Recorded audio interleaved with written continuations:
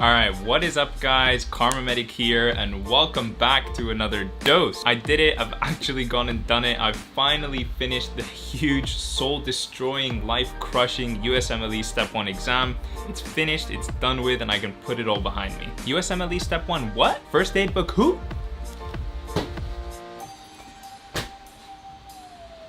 Do you guys taste that?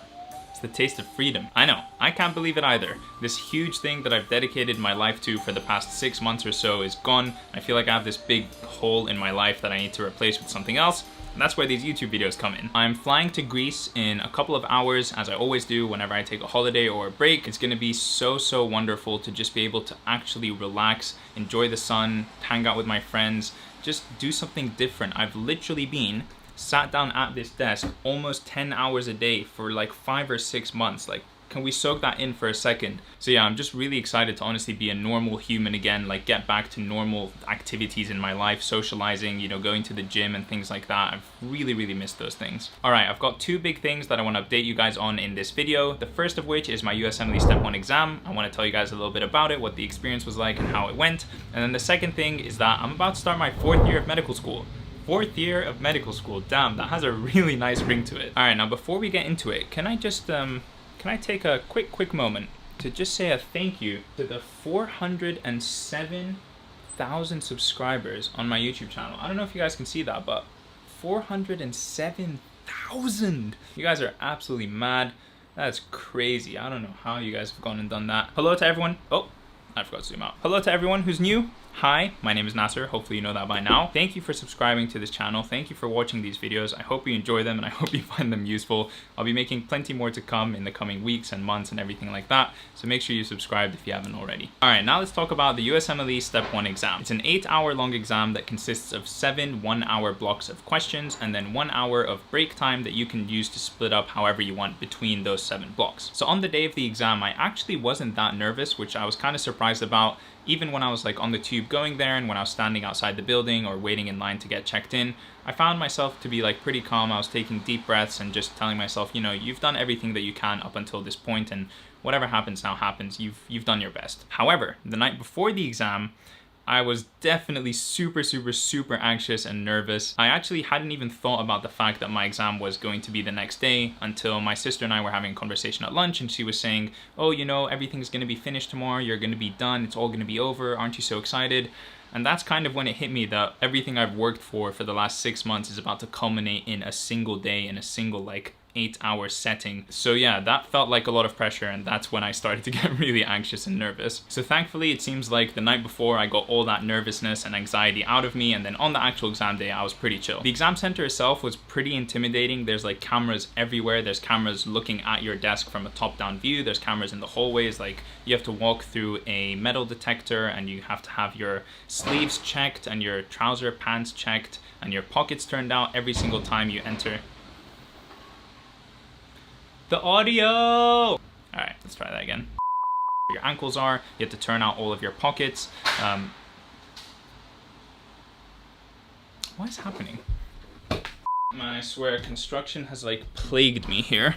Anyway, I feel so lucky that in the actual testing center, I was assigned like a corner cubicle because I felt like I had a little bit of privacy, a little bit of seclusion, and I find it really distracting when I can see people to my left or to my right, like their head or their arms and stuff like that. So I feel really lucky that I was like sort of pushed in the corner. And then yeah, I started the first block of questions, and at that point my heart was again racing. It's like going to an interview. When you sit down at the beginning and you get asked the first question, you're really nervous, but then as the interview progresses and you start having more of a conversation, you start to calm down. That's exactly how I felt. So I did 2 blocks back to back, took a 10-minute break, and then did another 2 blocks back to back, trying to mimic my classic 4-hour studying session that you guys have probably seen on this channel before. And then I took my 20-minute lunch break, and it just so happened that the 2 people who were having their lunch at the same time as me, they both had recognized me from my YouTube videos, from this, which is really kind of crazy and was definitely a bit of like a shock in the middle of my exam. They were both really polite and we had a nice conversation, which was great to sort of take our minds off of the fact that we were in the middle of this very big, important, stressful exam.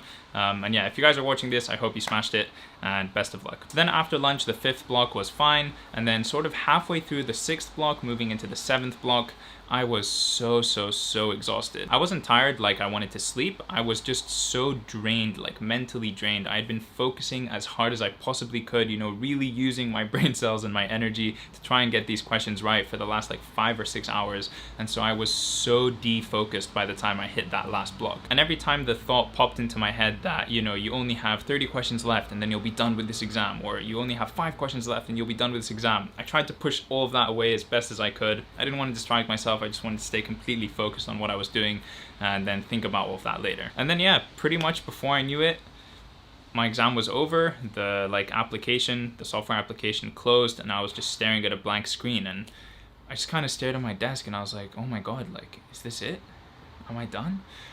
It was honestly a really weird feeling. It's weird when something you've dedicated so much time and effort to comes to a close. Even in university, when you have, you know, big exam periods at the end of the year, you know, you maybe dedicate like a couple of weeks, like max a month of hardcore studying and dedication to that, but 6 months all for one day, it really felt like, you know, like the world was like culminating in this like peak, in this huge climax, and then it was gone. The closest thing I've experienced to this is when I was studying for the MCAT exam, which is a medical school entrance exam in the United States and Canada, and I think I studied for 3 months for that, so pretty much half the time. So yeah, this was something completely different. Really strange feeling to have it all come to an end, but a very good feeling. This is a happy feeling. This is not a sad feeling. I'm so happy it's over. Now, historically, I don't have a great track record of estimating how well I've done on a test, and if I'm honest, I don't really like to think about it. When the test results come out, the test results come out, and that's when I'll know. But yeah, guys, that's it. Like, this exam, which, oh my god, like the amount of notes that I took in this book, the amount of time and dedication and effort is just unbelievable. Honestly, it's unbelievable. Obviously, every student studying for this exam goes through the same thing, but this was how many pages? About 700 pages of content. And then there's Pathoma as well, which is another 200 pages. And then with all the other resources you end up using, there's like 1,000 pages of just reading, and then something like 2,000 to 3,000 questions. And then there's all the like sketchy stuff. There's, oh my god, this exam is just insane. It's absolutely insane. And if you take a look at the notes that I've written on the iPad, I'll put them up somewhere on the screen here. All the notes that I've taken on the iPad, pretty much like 4 years of your undergraduate biomedical science degree, and then on top of that, your first 3 years of medical school. That's the content for this exam. Like, it's huge. It's absolutely huge. All right, so that's it. The step 1 exam is completely finished. I can put that behind me. And now I'm gonna start my 4th year of medical school at King's College London. By the time you guys see this video, it'll be early September. I will have already gone on my small holiday to Greece and come back, and I'm about to start medical school. I actually always look forward to starting school again after the summer. You know, medical school especially, but generally speaking, like teaching and learning and studying are things that I genuinely enjoy, and so I honestly don't mind doing them. This year, we'll be spending the vast majority of our time in a hospital, actually on the wards, talking to patients and learning how to manage them and things like that, which I'm very excited about. Every time we go up a level in medical school, we gain more responsibility, we gain more knowledge, and also the fact that I've spent the last 6 months reading about all kinds of different diseases, I'm really interested to see those things in real life. So in 4th year of medical school at King's College London, we all do 4 blocks of about 8 weeks each. I'm not sure if we all do them at the same time or if we're like jumbled about, but we go through the blocks of pediatrics, mental health, emergency medicine, and critical care. And then the last one is, I think, OBGYN or maternal health. So I'm starting on pediatrics, which I'm actually really happy about because I always feel like I have a good interaction with children, I have a good mannerism with children, and you know, I feel like it spices things up compared to all of the adults that you see in the hospital. Every year before we start in the hospitals, we have a bunch of online courses and classes that we need to complete. Most of them, I'd say, are like formalities, things about health and safety, what to do during emergencies and things like that. So I've got to complete those over the coming week to make sure I'm prepared. And then as far as outside preparation that I'm going to do for the upcoming year, I think thankfully all of this work that I've done for the exam is definitely going to help me and it's going to go a long way. But I am planning on getting one book. Just a second. I'm planning to get the specialties equivalent of this book over here.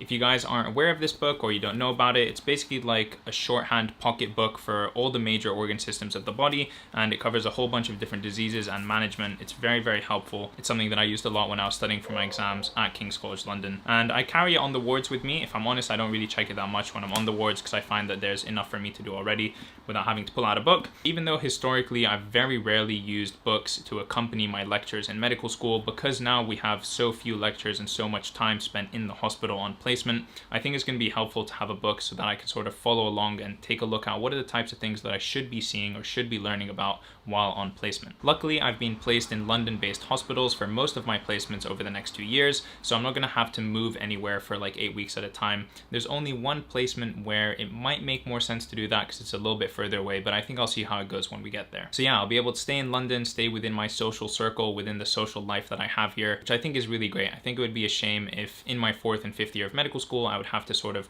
go somewhere else and start fresh in terms of a social life or a new city and things like that. I'm happy that I get to stay where I am. Also, I have everything that I need here. I have, you know, my massive monitor behind me. I've got this huge desk, all of my lighting and my equipment for filming these YouTube videos. I don't really want to be moving all that around. When school starts again, I'll be able to make more medical school vlogs, which I'm really excited about because that's what I really enjoyed doing on this channel. That's sort of what helped and made it grow. Yeah, I think making medical school vlogs is really fun, you know, taking you guys along on a whole day and explaining to you what it is that I'm doing at different times. Because yeah, at the end of the day, the goal of this channel is really to give you guys an insight into what life is like at medical school and also hopefully help you with your studies and things like that at the same time. So yeah, I'm excited to start making vlogs again. I'm excited to start uploading on this YouTube channel on a weekly basis. I know I took a little bit of a break. You guys have left me such great comments on the last video, so thank you guys for that. Thank you for your continued support. And yeah, I think that's pretty much it for major life updates. USMLE Step 1 exam is finished. I'm about to start medical school, and in the middle, I'm gonna take a quick little holiday. So I should probably get going, finish off this packing, and get ready to go to the airport. Once again, thank you for taking the time to watch this video. I hope you found it useful. I hope you've enjoyed it. And if you did, don't forget to leave a like on it and subscribe to my channel to see more content from me in the future. And I'll see you in the next one. Peace.